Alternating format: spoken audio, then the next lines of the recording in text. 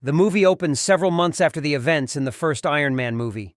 We are introduced to a man named Ivan Vanko. Ivan's father Anton is slowly dying and telling Ivan his final wishes.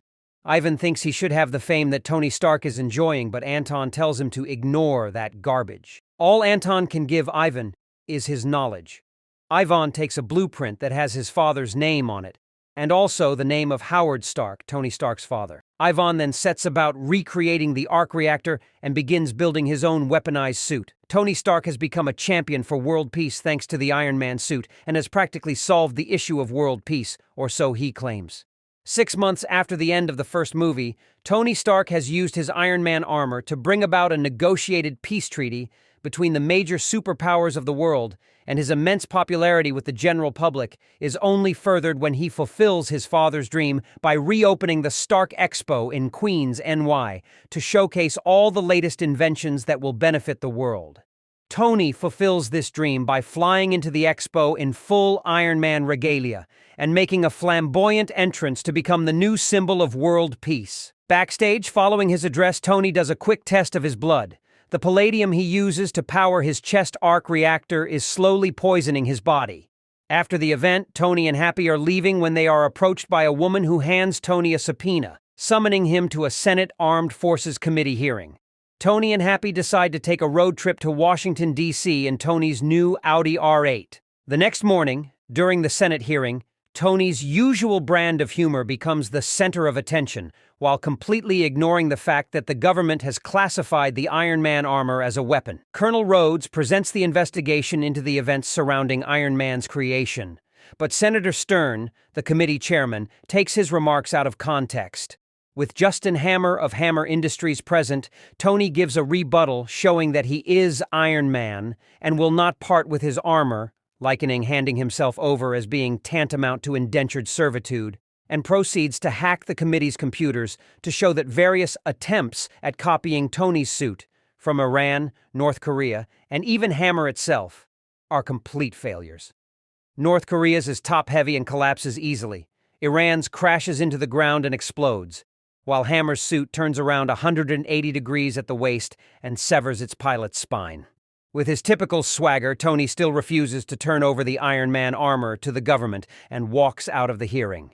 Back at home, Tony is on Jarvis analyzing the latest prototypes and developments for the Iron Man suit, and Pepper enters, and the two argue about the future of Stark Industries. Tony is telling Pepper that he's making more money off the company's common stock than he ever did as CEO. He decides he's had enough of being the CEO and wants to focus solely on developing Iron Man. He decides to appoint Pepper as the new CEO, leaving her stunned. The next day, a lovely notary public enters to have Tony officially sign the company over to Pepper. Tony is undergoing fighting training with Happy and performs an illegal move on him, getting it confused with MMA. The notary's name is Natalie Rushman, and he has Happy give her a boxing lesson.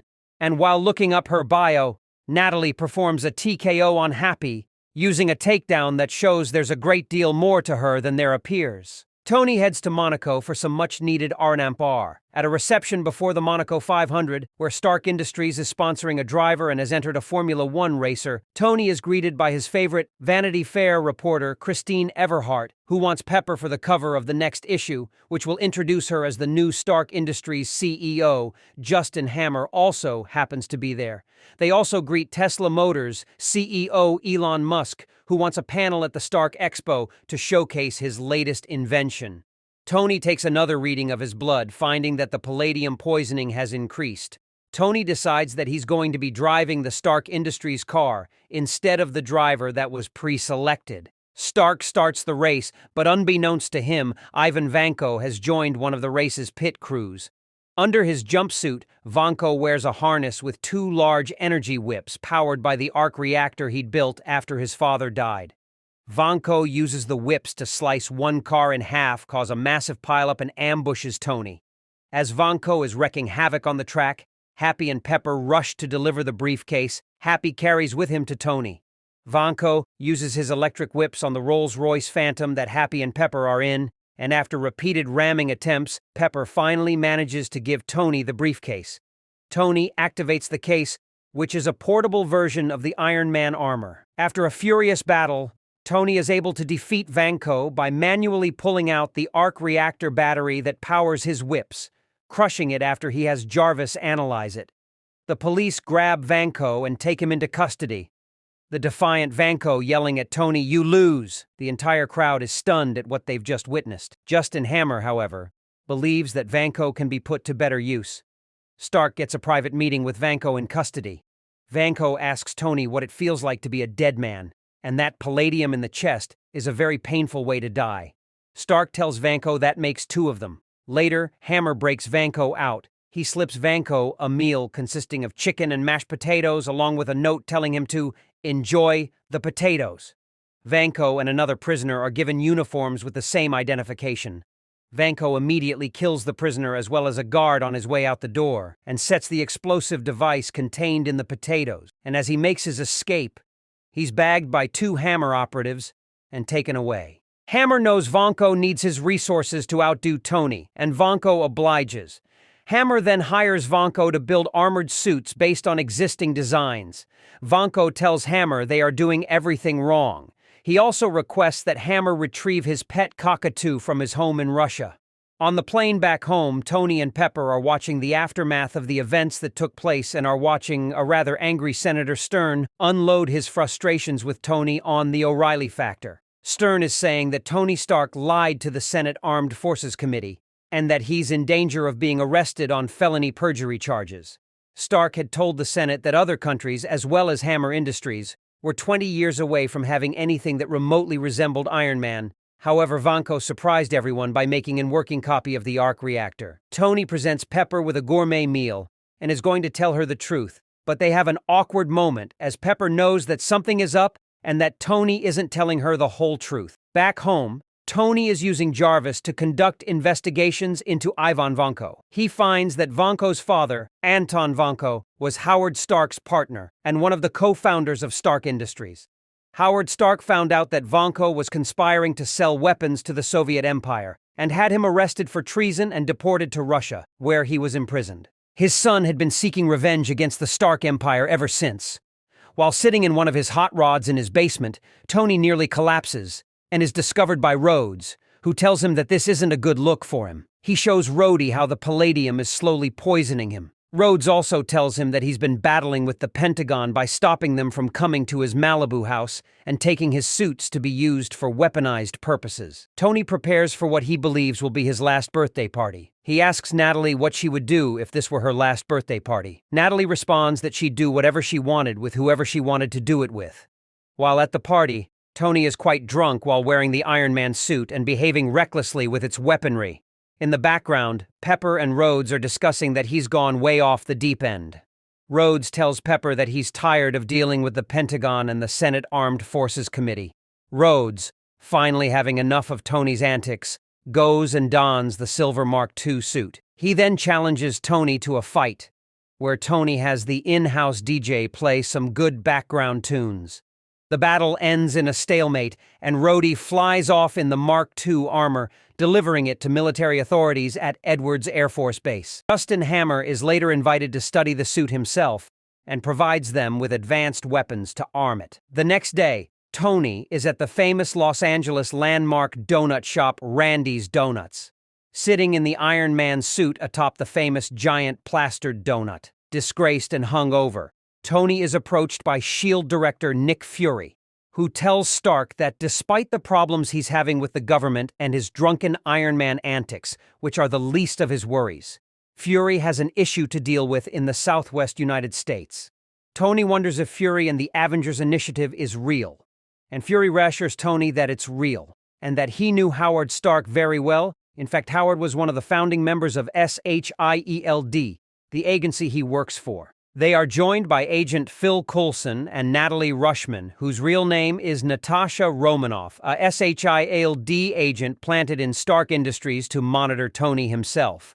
A hungover Tony is stunned at this revelation and fires Natasha, but she then tells Tony that it's none of his business and that he's under investigation from S.H.I.E.L.D., and she and Agent Coulson are there to make sure Tony follows orders and doesn't screw up. Fury and Natasha both mention Tony's palladium poisoning, Tony replies that he's investigated and tested every no element and every permutation of them with no success. Natasha injects Tony with a serum that slows the symptoms of his palladium poisoning significantly, giving him the time to find an alternate element to keep him alive. In the meantime, Tony will be confined to his Malibu home. Fury tells Tony some more detail about Anton Vanko's relationship with Howard Stark and provides Tony with a chest of his father's old artifacts that can hopefully be used to find a cure for his condition. Tony resists further attempts from SHIELD interference, but Agent Coulson reassures Tony that he's not going anywhere until Tony finds the answers that he's seeking about his condition. Reviewing the film reels in the chest, Stark discovers a message from his father that leads him to the original 1974 diorama of the Stark Expo. He retrieves the diorama from his old office, now occupied by Pepper, and tries to reconcile with her. In reality, the diorama is a disguised diagram for the atomic structure of a new element that Howard couldn't produce in his time. But Tony may be able to with his advanced knowledge and modern technology. Stark performs a radical alteration of his home workshop and hand-builds a small particle accelerator with the aid of his computer system, JARVIS. Stark synthesizes this new element, creating a new triangular chest arc reactor that cures his poisoning and is much more powerful than Stark's earlier versions. Just before Tony completes the particle acceleration, Coulson tells him that he's free to go and that SHIELD has reassigned him to another case in New Mexico. At Hammer Industries, Vanko has radically changed the design of Hammer's suits. They are now automated drones. Despite what Vanko considers improvements, Hammer is displeased and imprisons Vanko in a small room with 2 guards while he takes the drones to the Stark Expo. Hammer unveils his new military drones, captained by Rhodes in a heavily weaponized version of the confiscated Mark II armor. Unfortunately, it is soon discovered that Vanko has pre-programmed the drones, giving himself complete control. He also has control of Rhodes' new armor, and Stark arrives just as they go on the attack. As Stark battles these remote-controlled enemies and tries to evade Rhodes, Happy Hogan and Romanoff race to Hammer's Queen's facility to stop Vanko. When they arrive, they fight their way through Hammer's security guards. Happy is pleased he took one of them down, but is slightly flustered when he sees that Romanoff has taken down at least a half-dozen in short order. Vanko has already departed for the Expo in a new armored suit, an updated version of the harness he used when he attacked Tony in Monaco. Back at the Stark Expo, just as Hammer has finished his presentation, the drones attack the standing room-only crowd, and they begin to flee. Stark chases after the drones and engages them while Agent Romanoff and Pepper have Justin Hammer arrested for harboring the fugitive Vanko. Natasha is able to give Rhodes control of his armor again, so that he and Stark can fight the rest of the drones together. The 2 armored allies combine their powers and successfully destroy all the drones. Vanko then lands in the area, wearing a greatly updated armored suit with improved plasma energy whips. After a grueling battle, Stark has an idea for he and Rhodes to use a trick from their earlier battle during Stark's birthday party, firing their energy repulsors to collide and create the same explosion with Vanko caught in the middle. The maneuver takes Vanko down, but Vanko's armor and drones are revealed to have been equipped with self-destruct charges. As they begin to explode, Stark races to save Pepper, rescuing her at the last moment.